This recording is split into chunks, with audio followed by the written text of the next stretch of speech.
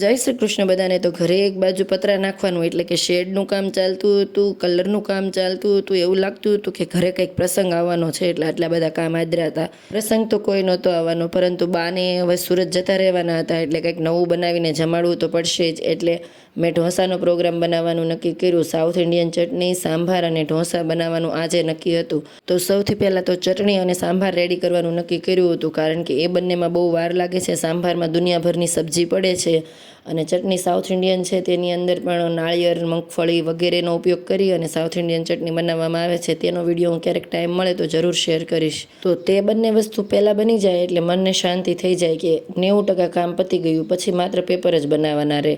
તો એ બંનેને સૌથી પહેલાં પતાવીને હું પેપર બનાવવા લાગી ગઈ હતી અને સરસ મજાના ક્રિસ્પી પેપર પડ્યા હતા અને સૌથી પહેલાં બાને જમાડી દીધું હતું. પછી અમારે બધાને જમવામાં તો બહુ લેટ થઈ ગયું હતું, કારણ કે ઘરે કામ ચાલુ હતું. એ લોકોએ કામ પતાવ્યું, તેમને પણ નાસ્તો પાણી અને જમાડ્યા અને પછી અમે લોકો જમવા બેઠા હતા. પછી વુમન્સ ડે માટે મારે ભાવનગર વિશે એક વિડીયો શેર કરવાનો હતો. તેને હું દિવસ હાથમાં ઉપર જઈ અને વિડીયો શેર કરવા ગઈ હતી, કારણ કે ઘણું જ મોડું થઈ ગયું હતું. બીજે દિવસે સવારે હું જોઉં છું તો ધર્મ અને બા તો પોતાની મસ્તીમાં મસ્ત મજાના ચણા ફોલી અને ખાઈ રહ્યા હતા.